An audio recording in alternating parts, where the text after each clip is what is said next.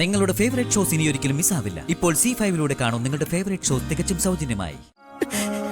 എത്രയോ നേർച്ചകള്, എത്രയോ സ്ഥലത്തെ ചികിത്സകള്, ആർക്കും അവനെ തിരിച്ചു തരാൻ പറ്റിയില്ല. ഞങ്ങളാരും കരയാതിരിക്കാൻ വേണ്ടി ആ വീൽചെയറിലിരുന്ന് അവൻ ചിരിക്കുന്നൊരു ചിരിയുണ്ട്. എന്താ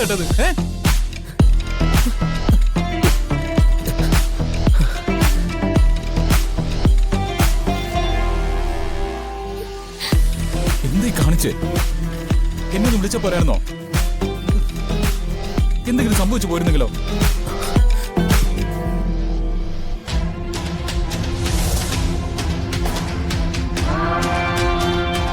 രാധിക മോള് കണ്ടത് ഭാഗ്യം, അല്ലായിരുന്നെങ്കി ഇപ്പൊ കാണായിരുന്നു. താഴേക്ക് വരുന്നില്ല എന്ന് നീ പറഞ്ഞതല്ലേ, പിന്നെ എന്താ നീ കാണിച്ചത്? സോറി അമ്മ, ഞാനതുവഴി പോയപ്പോ ശ്രദ്ധ വിട്ടു.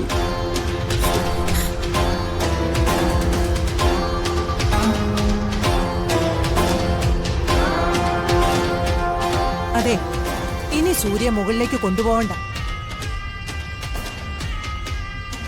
ഇവിടെ തന്നെ ഇരിക്കട്ടെ. ഇനി അഥവാ പുറത്തേക്ക് പോകണമെന്നുണ്ടെങ്കിൽ വരുണിന്റെ ബിജുവിന്റെ ഒപ്പം പോയാ മതി. ഞങ്ങളെ പേടിപ്പിച്ചു കളഞ്ഞല്ലോടാ, പ്രാണം പോയി. പ്രാണനെടുക്കണമെന്ന് പറഞ്ഞാലും അതൊന്നും പറ്റില്ലമ്മ.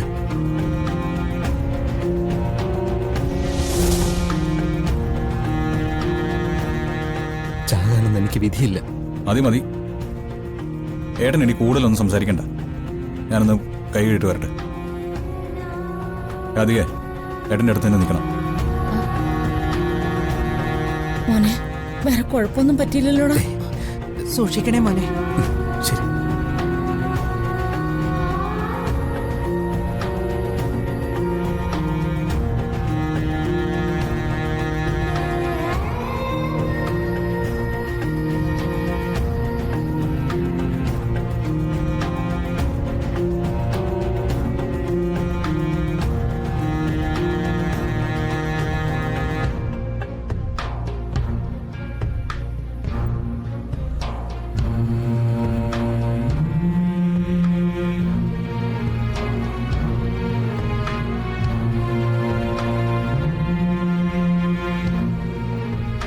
ജീവൻ രക്ഷിച്ച അവളോട് നന്ദി പറയേണ്ടതാ.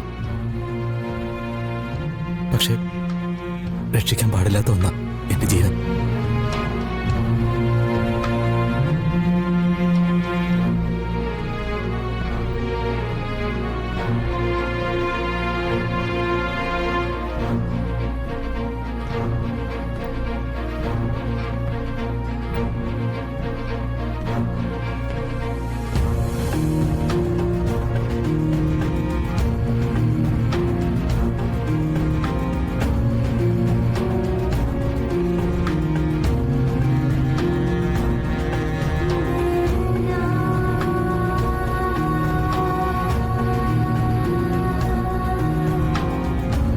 ഏട്ടാ,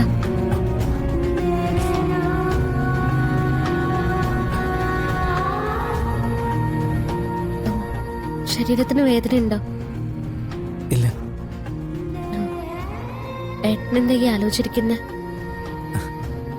ആലോചിക്കുന്ന എന്താ പ്രത്യേകിച്ച്? ഒന്നുമില്ല, ഞാനെപ്പോഴും ഇങ്ങനെ ഇരിക്കല്ലേ. ഞാനൊരു കാര്യം ചോദിച്ച ഏട്ടൻ സത്യം പറയൂ? എന്താ? ഇന്ന് അറിയാതെ വീണതാണോ അതോ ഏട്ടൻ കരുതിക്കുട്ടി ചെയ്താണോ? കരുതിക്കുട്ടിയോ? അതെന്തിന്? ആ വീഴ്ച കഴിഞ്ഞ നിമിഷം മുതല് ഞാൻ ഏട്ടനെ ശ്രദ്ധിക്കായിരുന്നു. ശരീരത്തിന്റെ വേദന നോക്കുന്നില്ല, ആരോടൊന്നും സംസാരിക്കുന്നുമില്ല. എന്തു പറ്റിയേട്ടാ? അതൊന്നും മോളറിയണ്ട. ഞാൻ അറിയാതിരിക്കുന്നതുകൊണ്ട് ഏട്ടന്റെ പ്രശ്നങ്ങൾ പരിഹരിക്കപ്പെടുമോ? മനസ്സിൽ വിഷമമുള്ള കാര്യങ്ങൾ എന്തെങ്കിലും ഉണ്ടെങ്കിൽ ആരോടെങ്കിലും ഒന്ന് തുറന്നു പറഞ്ഞാൽ പോരായിരുന്നോ? ഞാനൊക്കെ അങ്ങനെയാ. ഞാനും അങ്ങനെയായിരുന്നു. സന്തോഷമായാലും സങ്കടമായാലും ചെറുതായാലും വലുതായാലും എല്ലാം എല്ലാവരോടും പങ്കുവയ്ക്കുമായിരുന്നു. പക്ഷേ ഞാൻ ഈ ഇരിപ്പിരുന്നിട്ട് എന്താ പ്രയോജനം? ഒരിക്കലും ഇതുപോലെ ഇരുന്നങ്ങ് നിശ്ചലോ അപ്പൊ എടുത്ത് ആചാരപ്രകാരം അങ്ങ് കത്തിക്കും. ഏട്ടാ,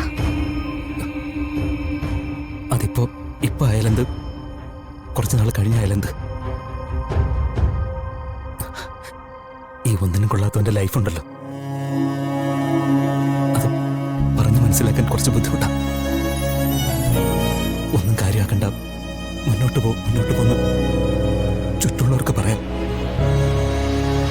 പക്ഷെ ശരീരവും മനസ്സും തളർന്നിരിക്കുമ്പോൾ കൂടുതലൊന്നും വേണ്ട, സ്വയം ഇല്ലാതാക്കണമെന്ന് തോന്നാൻ. അവഗണനയാണ് മോളെ. കാണാത്ത ചില കാഴ്ചകൾ കണ്ടു തുടങ്ങുമ്പോൾ നെഞ്ചു പൊട്ടിപ്പോവും. സത്യത്തിൽ എല്ലാവരും രാത്രി കിടക്കുമ്പോൾ നാളെ എന്നെ എഴുന്നേൽപ്പിക്കണമെന്നല്ലേ നമ്മൾ പ്രാർത്ഥിക്കുക. ഏട്ടൻ തിരിച്ച എഴുന്നേൽപ്പിക്കല്ലേ ദൈവമേ എന്ന് പറയും. മടുത്തു, വല്ലാണ്ട് മടുത്തു. പ്ലീസ് ഏട്ടാ, അങ്ങനൊന്നും പറയല്ലേ. പറയാതെ നോക്കും, പക്ഷെ പറ്റണ്ട. ഇതൊന്നും ആരോടും പറയണ്ട കേട്ടോ. ഞാനിന്ന് ഈ കുടുംബത്തിന്റെ കണ്ണീരിന്റെ കാരണം. കൂടുതലൊന്നും കരയിക്കുന്നില്ല ആരെ.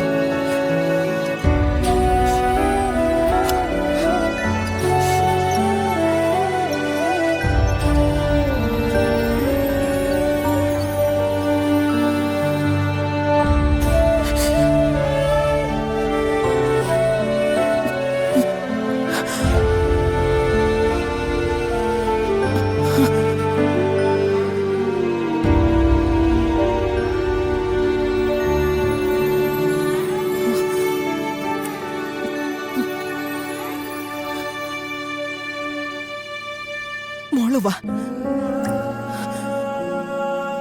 വാ.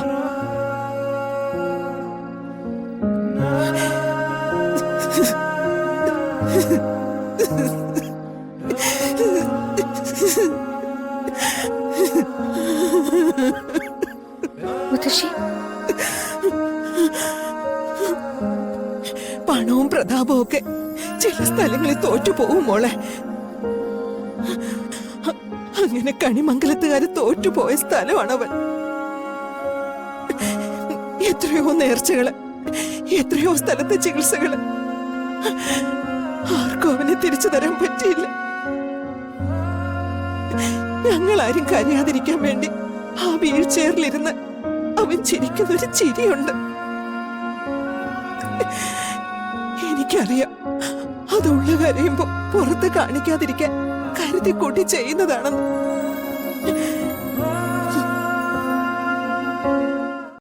ഡൗൺലോഡ് ചെയ്യൂ C5 ആപ്പ്. കാണൂ എല്ലാ എപ്പിസോഡുകളും സൗജന്യമായി.